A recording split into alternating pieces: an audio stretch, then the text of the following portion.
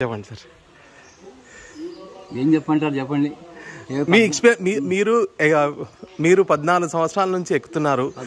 నాది ఈసారి 76వసారి. మీ ఎక్స్పీరియన్స్? ఇవాళకి 2600 కరెక్ట్గా. 2600. Oh my god. మీ ఏజ్ ఎంత సార్? 70.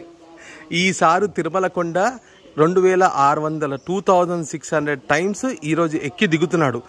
ఈరోజు 21 September 2024, time approximately 4 PM Indian standard time. Sir రెగ్యులర్గా 2600 టైమ్స్ ఈరోజు ఎక్కాడు. మీ ఏజ్ ఎంత సార్? 70. మీ పేరు సార్? రమణమూర్తి గారు. తిరుపతిలో ఉంటారు. సార్ మీ ఎక్స్పీరియన్స్ కావాలి నాకు. మీ ఎక్స్పీరియన్స్. ఇప్పుడు మేము 800 మెట్టు దగ్గర ఉన్నాము. 850th మెట్టు దగ్గర ఉన్నాము. Sir experience 2600 times the experience చెప్తాడు సార్. సార్ మీ ఎక్స్పీరియన్స్, మీ గురించి చెప్పండి ప్లీజ్. ఎక్స్పీరియన్స్ ఏముంది, నేను ఏదో గాలివాటి ఇక్కడ ట్రాన్స్ఫర్ అయ్యి వచ్చాం. ట్రాన్స్ఫర్ అయ్యి వచ్చినప్పటి నుంచి రోజు దర్శనం అలవాటు అయింది. అది ఇప్పటివరకు సుమారుగా 3350 దర్శనాలు అయ్యాయి. 3350 దర్శనాలు. అప్ప ఓం వెంకటేశానమా. ఇవాళ కూడా 2 దర్శనాలు చేసుకున్నాం. 2 దర్శనాలు. అరే వా. నిన్న 2 దర్శనాలు, మొన్న 3 రోజులు వరుసగా 2 దర్శనాలు. అంటే ముందు రోజు 18వ తారీఖు 19వ తారీఖు అంగప్రదక్షిణం.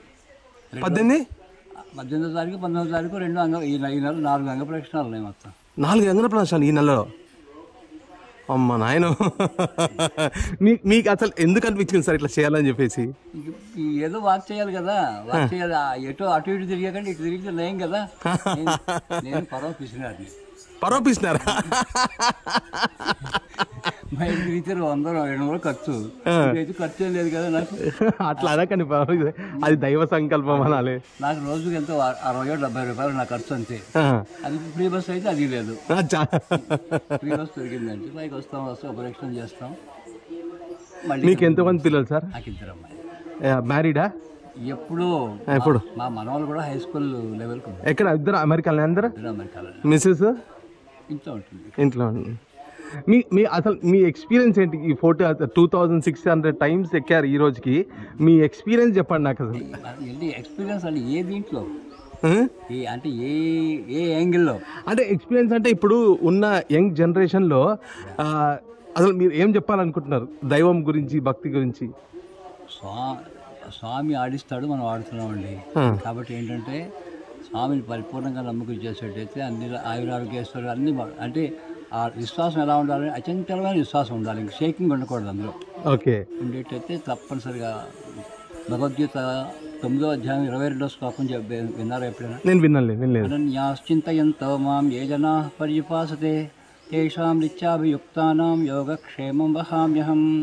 అనన్య చింతన అనేది లేకుండా నన్ను ఎవరైతే నమ్మి ఉంటారో వాళ్ళ యోగక్షేమాలు పరిపూర్ణంగా నేను చూస్తాను అంటాడు అన్నమాట. స్వామి ఇచ్చిన అష్యూరెన్స్ అది. అరే వా. మీ పేరు సార్? ఫుల్ పేరు నేను ఇంతవరకు అది అడగలేదు. వెంకటరమణ. మీరు గాజువాక. మీ ఊరు సార్? మా ఊరు తిరుపతినా? విజయవాడ మాది. ఇక్కడికి వచ్చి సెటిల్ అయిపోయాం. అచ్చా, గ్రేట్.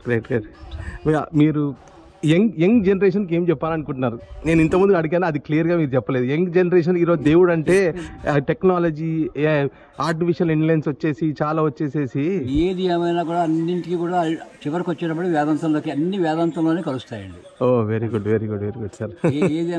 ఏదైనా సరే చివరికి వచ్చి కలిసేది వేదాంతంలోనే కలుస్తాయి అనమాట. ఎందుకంటే ఒక స్టేజ్కి వెళ్ళేటప్పటికి సైంటిస్టులు వాళ్ళే చెప్తారు. ఐన్స్టీన్ చెప్పాడు. ఐన్స్టీన్ కంటే గొప్పవాళ్ళు మనం కాదు కదా. E=mc² కనుక్కున్న ఐన్స్టీన్ ఉన్నాడు కదా. ఆయన దగ్గర ఇప్పుడు భగవద్గీత పుస్తకం రెడీగా ఉంటుంది అనమాట. అతను ఆటం బాంబుని వీళ్ళు దుర్వినియోగం చేస్తుంటే బోరుమని ఏడ్చాడు అనమాట. నేనేమో లోక కళ్యాణం కోసం నేను చేస్తే వీళ్ళేమో ఇలాగా దీనికోసం పాడు చేశారని చెప్పి. అది వచ్చి దానికి ఎంత ఎనర్జీ వస్తుందంటే ఆ E=mc². ఇది దానికి ఆయన ఏం చెప్పాడంటే భగవద్గీతలో 11వ అధ్యాయంలో 12వ శ్లోకం చెప్పారు.